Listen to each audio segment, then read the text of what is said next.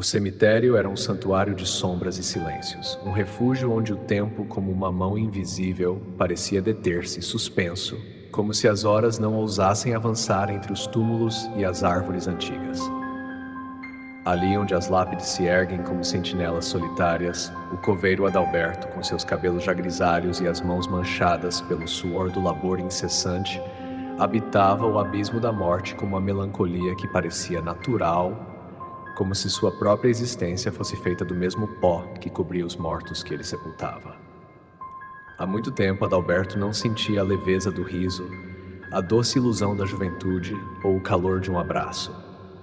Sua vida, uma sucessão de cavar sepulturas, parecia um ciclo ininterrupto de dor e solidão, onde a morte se tornara sua única amiga fiel.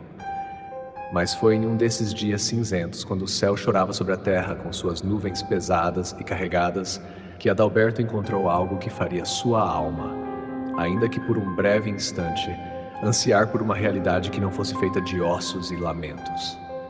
Ele estava entre os túmulos, seus passos lentos, como a agonia de quem já não tem mais pressa de viver, quando seus olhos se fixaram em uma lápide que, à primeira vista, parecia tão esquecida quanto as demais.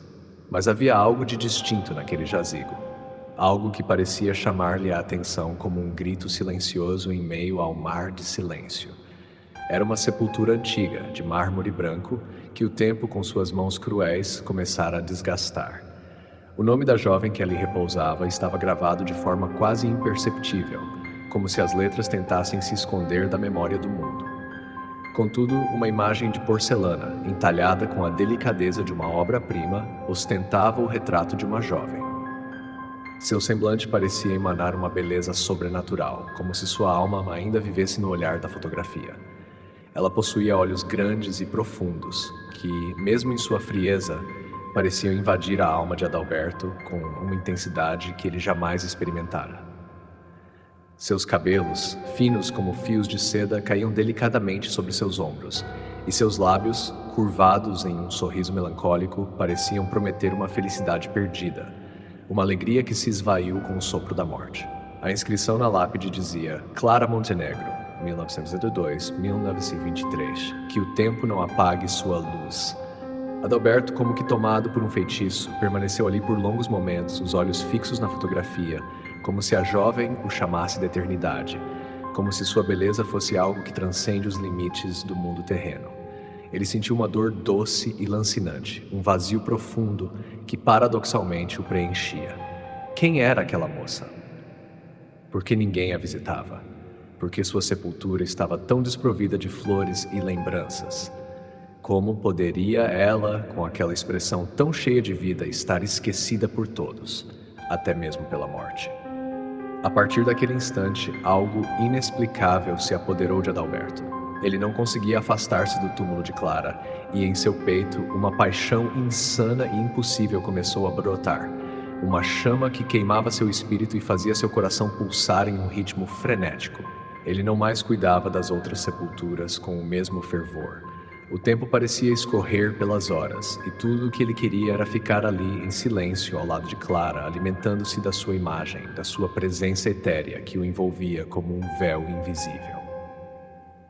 Nos dias seguintes, Adalberto começou a cuidar da sepultura com uma devoção religiosa. As ervas daninhas eram arrancadas com zelo, a lápide era limpa e polida, e ele levava flores frescas que sempre colocava com as mãos trêmulas e reverentes, como se oferecesse um tributo a uma deusa que habitava o além. Muitas vezes, em um estado de êxtase, ele falava com Clara em voz baixa, murmurando palavras doces e solitárias, como se ela pudesse ouvi-lo e respondê-lo. Não eram palavras de dor, mas de um amor impossível, um amor que ele sabia que nunca seria correspondido, mas que, paradoxalmente, lhe trazia uma paz que ele nunca conhecera em vida. Ele dizia-lhe sobre o mundo, sobre sua solidão, sobre a agonia dos vivos, e sentia que Clara o compreendia, que ela, de algum modo, estava ao seu lado, até mesmo em seu silêncio eterno.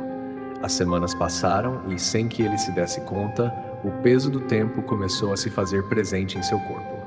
Suas mãos, antes fortes, começaram a tremer e seu corpo curvava-se lentamente, como se o peso da própria morte já estivesse se instalando dentro dele. Mas Adalberto não queria se afastar. Não queria ir para casa, para o calor de sua cama. Ele se sentia mais vivo ao lado de Clara, mais próximo dela ali em sua sepultura, do que jamais se sentiu em sua existência de coveiro. Foi numa manhã fria, com o vento uivando pelas frestas do cemitério, que ele não voltou mais. Os outros trabalhadores encontraram-no caído ao lado da sepultura de Clara, o corpo já sem vida, os olhos fixos, como sempre na fotografia da jovem. Um sorriso leve, quase imperceptível, permanecia em seus lábios, como se ele tivesse partido em paz, em um êxtase silencioso, finalmente encontrando no abismo da morte o amor que tanto buscara na vida. Não havia ninguém para reclamar seu corpo, ninguém que se importasse com a existência daquele homem, com a sua obsessão por uma imagem esculpida em porcelana. Não havia família, não havia amigos. Era apenas ele e a eternidade. A administração do cemitério, ao perceber que Adalberto não possuía jazigo próprio e que a sepultura de Clara havia sido completamente abandonada, decidiu, por uma ironia cruel e doce do destino, enterrá-lo ali, ao lado da jovem que ele tanto amava. E assim, o coveiro encontrou seu repouso final ao lado de sua amada, não mais separado pela morte, mas unido a ela em um abraço sombrio, eterno. Não houve cortejo, não houve lágrimas, mas houve, como uma última oferenda, uma única flor branca que brotou sobre o túmulo na manhã seguinte. Uma flor solitária e vibrante que ninguém soube de onde viera, mas que todos sentiram de alguma forma como um sinal. Adalberto e Clara estavam, enfim, juntos, não mais separados pelo tempo ou pela morte, mas unidos pela eternidade. E o cemitério, aquele campo de sombras, tornou-se o santuário de um amor que, apesar de impossível, desafiara o próprio abismo da existência.